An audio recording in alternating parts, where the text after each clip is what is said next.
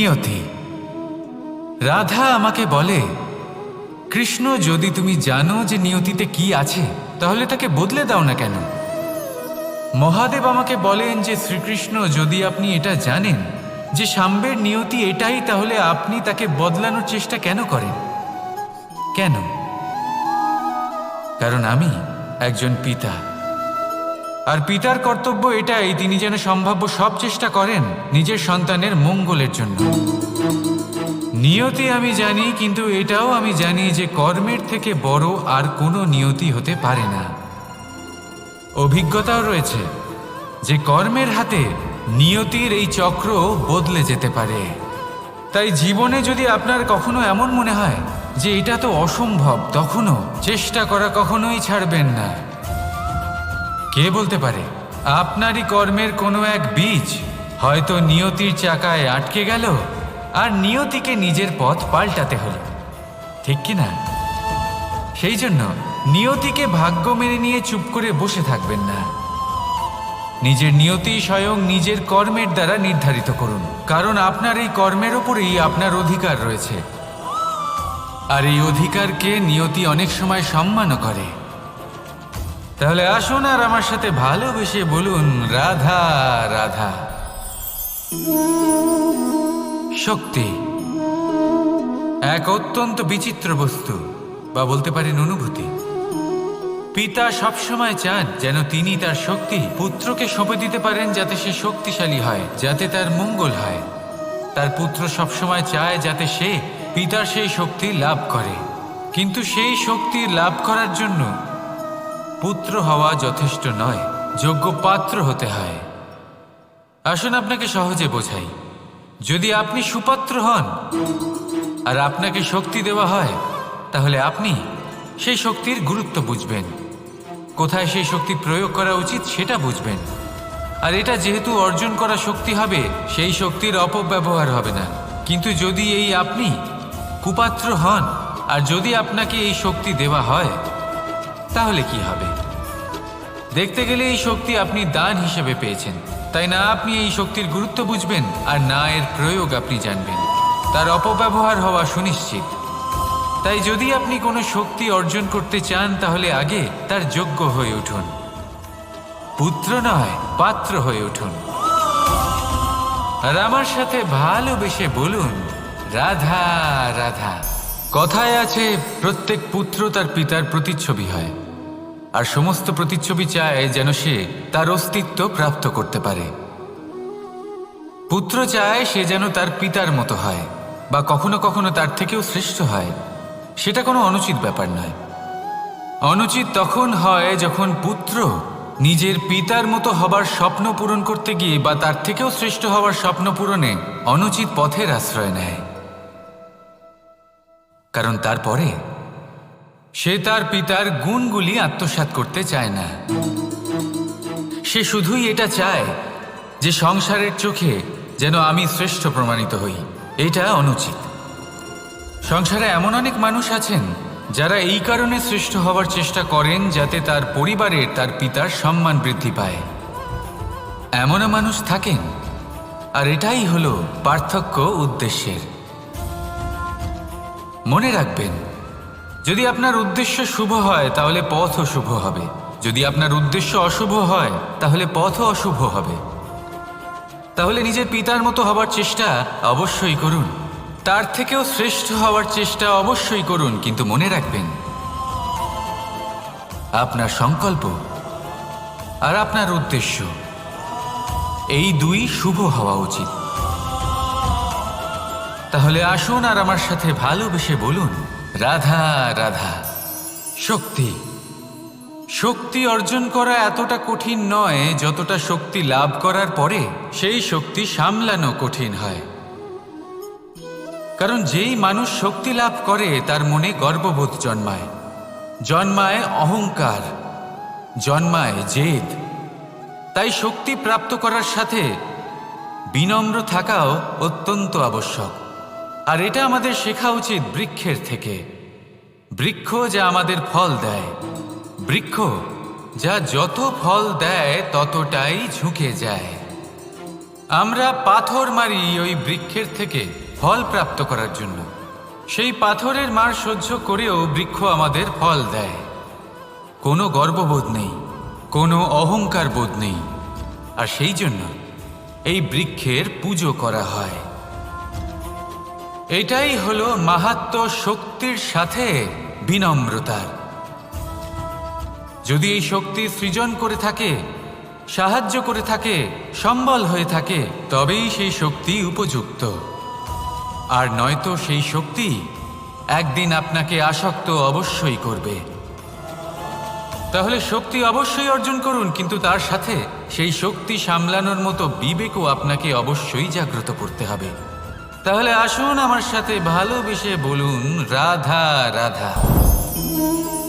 অহংকার অত্যন্ত বলশালী হয়। এই অহংকার মানুষকে কখনো নত হতে দেয় না। অদ্ভুত ব্যাপার, এই অহংকার যা মানুষকে কখনো নত হতে দেয় না, সেটাই তার পতনের কারণও হয়ে দাঁড়ায়।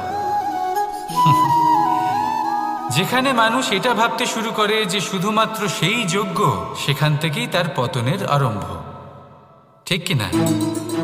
দেখুন, যদি কোনো মানুষ এটা ভাবে যে আমি সব কিছু করতে পারি, তাহলে তা হলো বিশ্বাস। কিন্তু যদি সে এটা ভাবতে থাকে যে শুধুমাত্র আমি এই কাজ করতে পারি, তাহলে তা হলো সেই ব্যক্তির অহংকার। আর এটা আপনাকে বিনাশের দিকে অবশ্যই নিয়ে যাবে। মনে রাখবেন, যখন আমি আর শুধুমাত্র এই দুই এক হয়ে যায়, সেখান থেকে আপনার পতনের সূত্রপাত হবেই। তাই আপনি কখনোই এই অহংকারের চক্রব্যূহে ফেঁসে যাবেন না। বিশ্বাস রাখুন নিজের ওপর এবং অন্যের ওপরও। আর মনে রাখবেন, বিশ্বাসের মধ্যে বিশ্বের প্রত্যেকটা বস্তু বসবাস করে। তাই এই অহংকারকে ত্যাগ করে ফেলুন আর আত্মবিশ্বাসের ওপর মনোসংযোগ করুন। আর আমার সাথে ভালোবেসে বলুন, রাধা রাধা।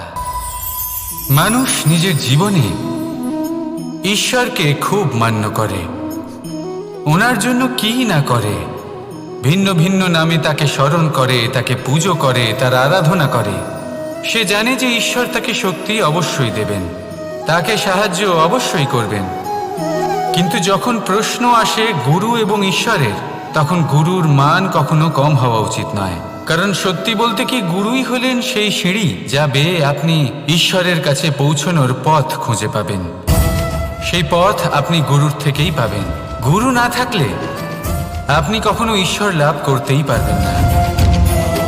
আর জীবনে অনেক সময় লক্ষ্যের থেকেও অনেক বেশি গুরুত্বপূর্ণ হলো পথ। তাই এই পথের সম্মান করতে শিখুন, অর্থাৎ গুরুকে সম্মান করতে শিখুন। কারণ গুরুই হলেন পরমেশ্বর। তাহলে আসুন আর আমার সাথে ভালোবেসে বলুন, রাধা রাধা। আপনার জীবনে আপনার প্রকৃত বন্ধু আসলে কে? আপনার সব থেকে শ্রেষ্ঠ মিত্র আসলে কে? তিনি যিনি সময় এলে পরে আপনাকে সাহায্য করেন, নাকি তিনি যিনি সময় এলে পরে আপনাকে অর্থ দেন?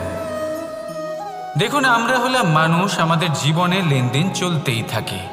এটা আমাদের জীবনের অভিন্ন অংশ। কিন্তু অনেক সময় এমন হয় যে আমরা তাকেই নিজের প্রকৃত বন্ধু বলে মনে করি, যিনি আমাদের একটা বহুমূল্য উপহার দেন। ঠিক কিনা?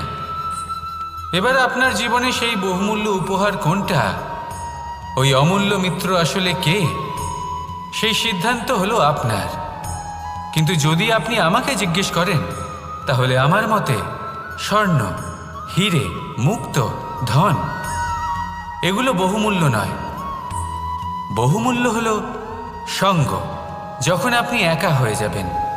সময়, যখন আপনার তাকে প্রয়োজন হবে। সমর্পণ, যখন আপনার বিশ্বাসের প্রয়োজন পড়বে।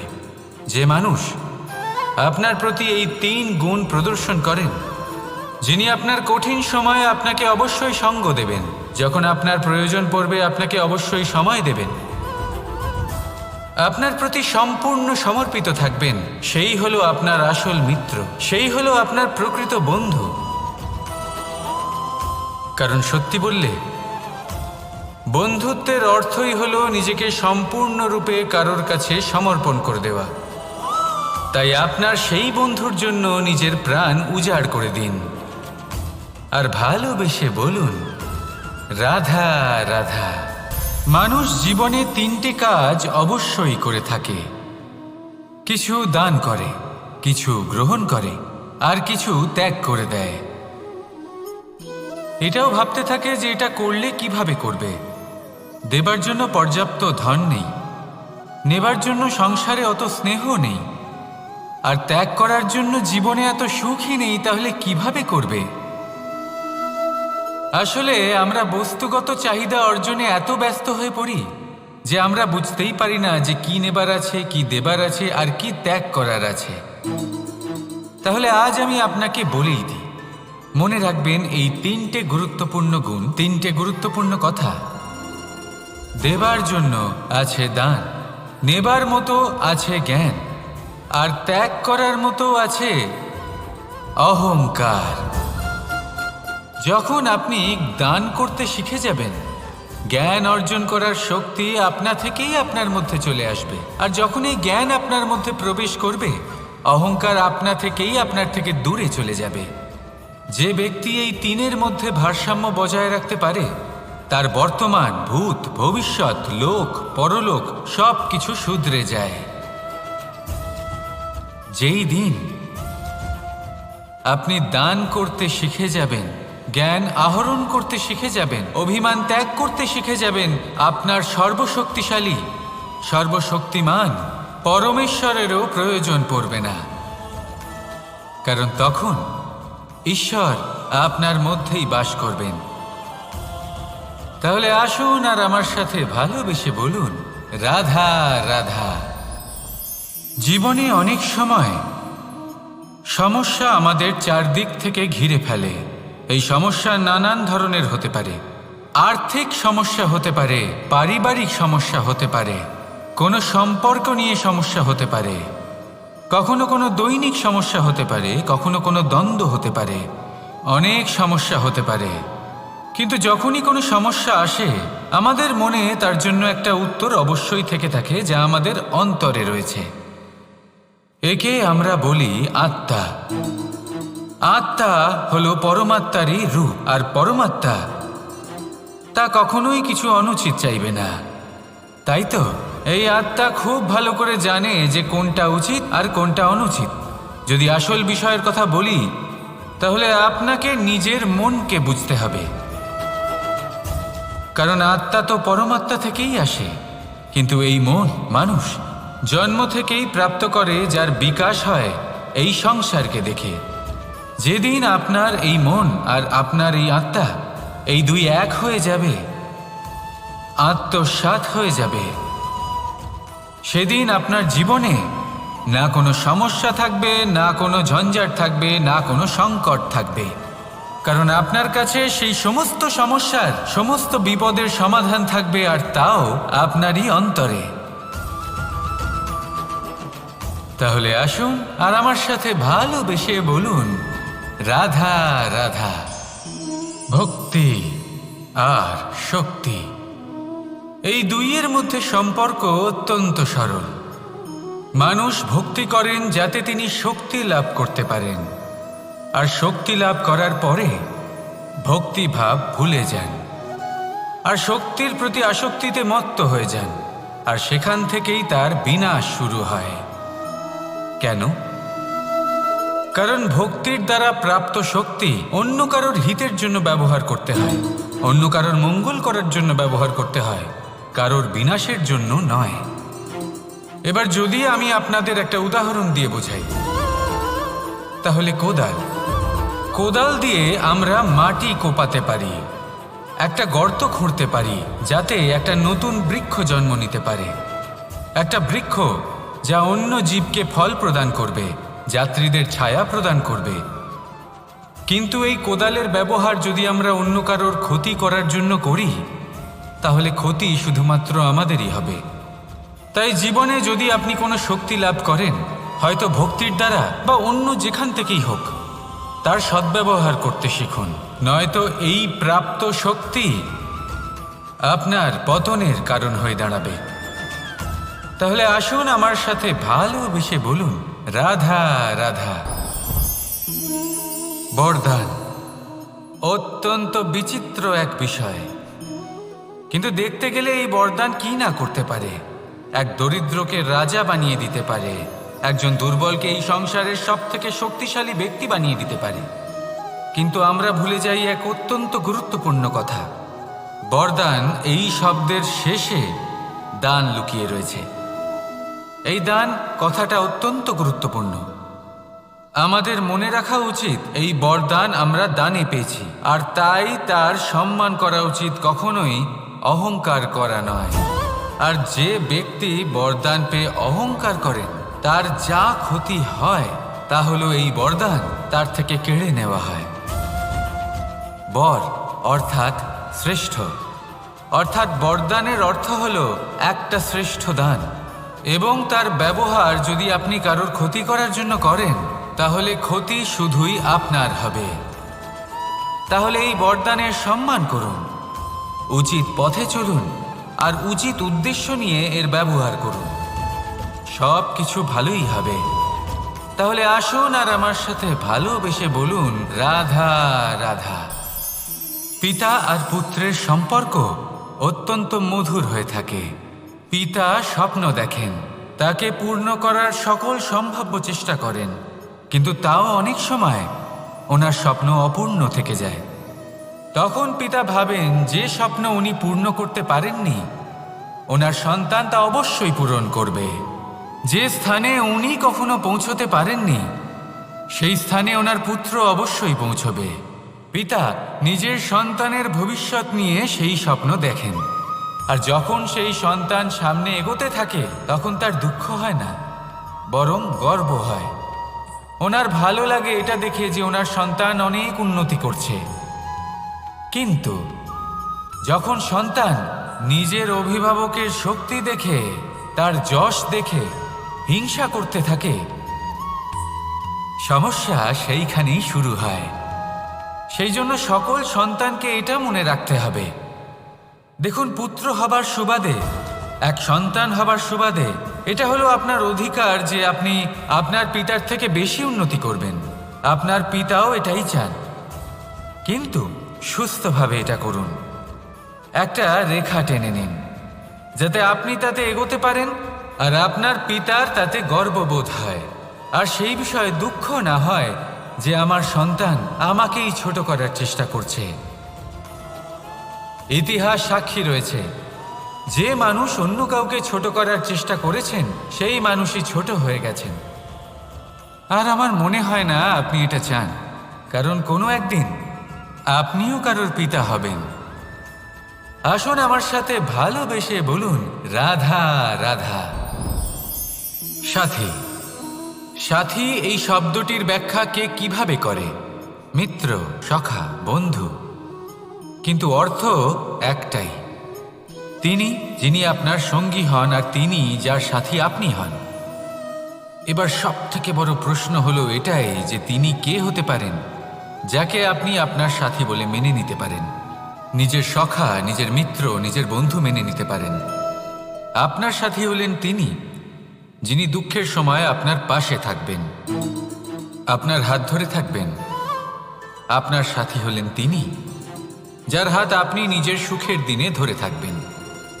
সেই সাথীরই হাত ধরুন যিনি দুঃখে সবসময় আপনাকে সাহায্য করার জন্য তৎপর হয়ে থাকেন, আপনার পাশে থাকেন, আর যাকে সুখের দিনে আপনি আপনার সাথে রাখতে পারেন। আর যখন আপনার সাথে আপনার এই সাথী থাকবে তখন আপনি এটা বুঝবেন যে যখন জীবনে দুঃখ আসে তখন এই দুঃখ কমে যায়, সবার মধ্যে ভাগ হয়ে যায়। আর যদি তখন সুখ আসে তাহলে সেটা সবার উপস্থিতিতে আরো বেড়ে যায়। এটাই হলো প্রেম, এটাই হলো ভালোবাসা, এটাই হলো সঙ্গ, যেমন সম্পর্ক আমার আর রাধার মাঝে। তাহলে আসুন আর আমার সাথে ভালোবেসে বলুন রাধা রাধা। আমাদের মনে যখন কোনো প্রশ্ন ওঠে, কোনো দ্বন্দ্ব জাগে, তখন আমরা যাই আমাদের গুরুর কাছে, আমাদের আরাধ্যের কাছে গিয়ে জিজ্ঞেস করি। এইভাবেই একদিন আমি পৌঁছলাম আমার আরাধ্যের কাছে, আমার মহাদেবের কাছে, আর ওনাকে প্রশ্ন করলাম যে মহাদেব, জীবনে আনন্দ পাওয়ার, উৎসব পালনের, প্রেম ভাগ করে নেবার, জীবনকে উপভোগ করে নেওয়ার সর্বশ্রেষ্ঠ সময় কোনটা? মহাদেব হাসলেন আর উনি বললেন, জীবনে উৎসব পালনের সবথেকে শ্রেষ্ঠ দিন হল মৃত্যুর ঠিক আগের দিনটা। প্রেম ভাগ করে নেওয়ার সবথেকে শ্রেষ্ঠ মুহূর্ত হল মৃত্যুর ঠিক আগের মুহূর্ত।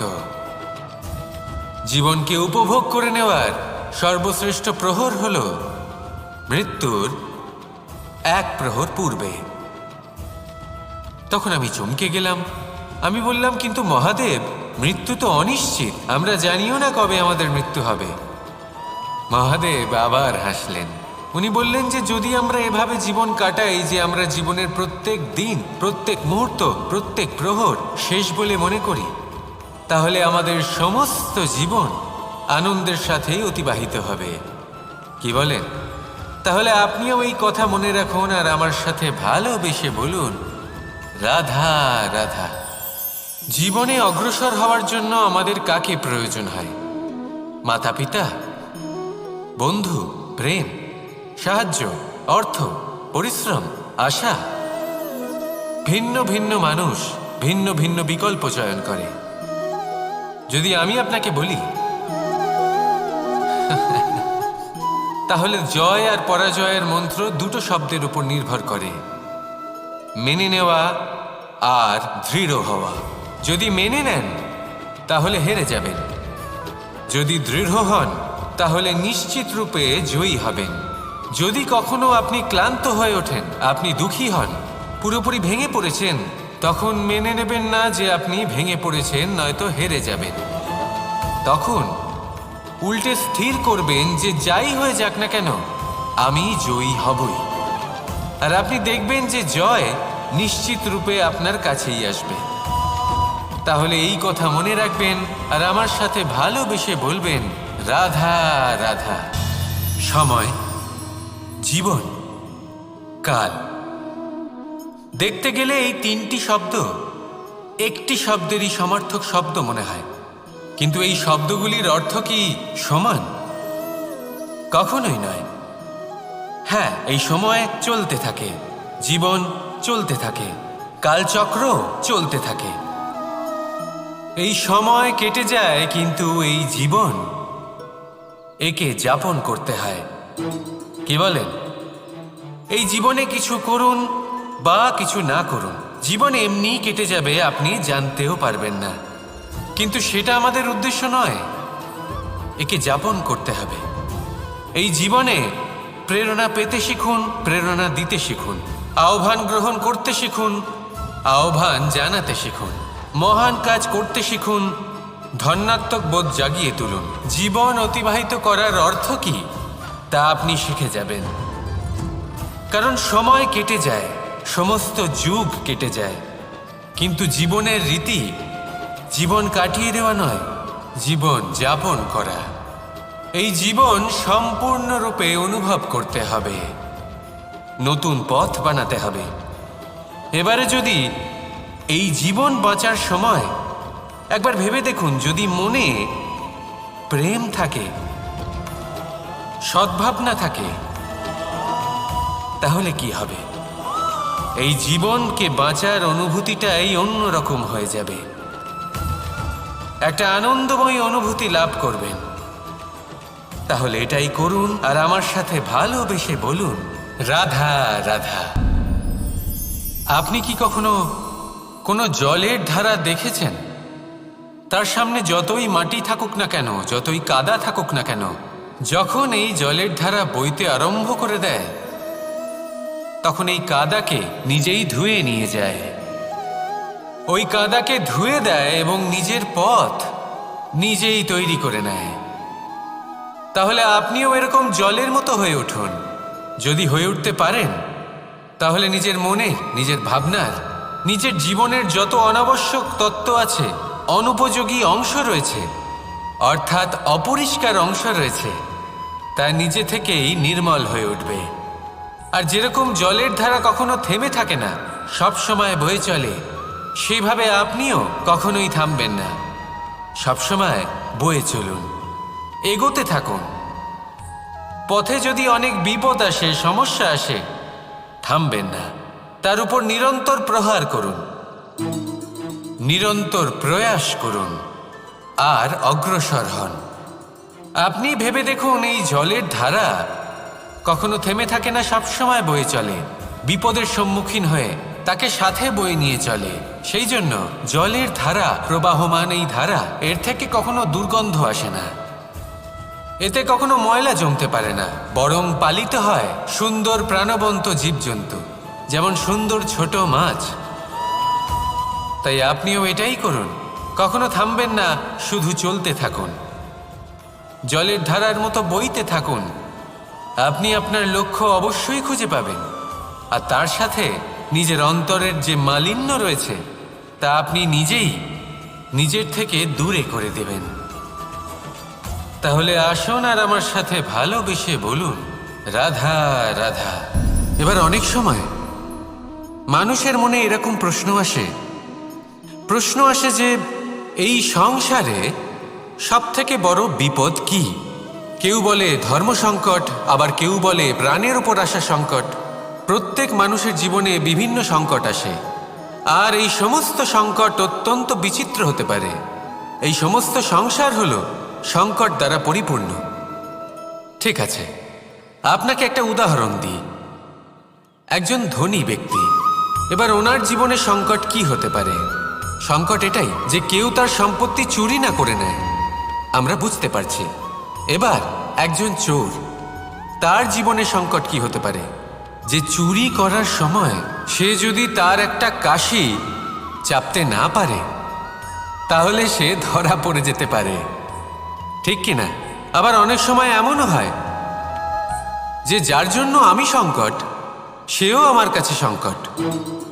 যেমন এই পরিস্থিতিতে দেখুন, সংকট হলো সংকট, এ তো জীবনে থাকবে, কিন্তু এর সম্মুখীন কিভাবে হওয়া যায়? খুব সরল, সব এটার ওপর নির্ভর করে, মনের ওপর। এই মনকে নিয়ন্ত্রণ করলে সব ঠিক থাকবে। এবার যদি ধনী ব্যক্তি মনকে নিয়ন্ত্রণ করে ফেলেন, নিজের অর্থের ব্যবহার শুভ কাজের জন্য, সমাজের সেবার জন্য বিকাশ করতে করেন, ওই অর্থকে একত্রিত করে না রাখেন, তাহলে চুরির সমস্যা, এই সংকট সেখানেই কেটে যাবে। এবার যদি কথা বলি সেই চোরের, তাহলে চোর যদি নিজের মনকে সংযত করে নেয়, যদি নিজের কর্মকে নিয়ন্ত্রণ করতে পারে, তাহলে এমন কোনো স্বর নেই যা ওকে ধরা পড়তে বাধ্য করবে। সেই জন্য জীবনে সংকট যতই আসুক, যত বড়ই সংকট আসুক না কেন, কবচ হলো একটাই, আর এই কবচের নাম হলো আত্মনিয়ন্ত্রণ। নিজের মনকে নিয়ন্ত্রণে রাখতে শিখুন। এটা নিজের জীবনে প্রয়োগ করে তো দেখুন। যদি আপনি করতে পারেন, তবে আপনি দেখবেন যে সংকট তো জীবনে আসা যাওয়া করে, কিন্তু সেই সংকটগুলির সম্মুখীন আপনি এইভাবে করতে পারবেন। তাহলে সেটাই করুন, আর আমার সাথে ভালোবেসে বলুন, রাধা রাধা। এই দড়িটা দেখুন,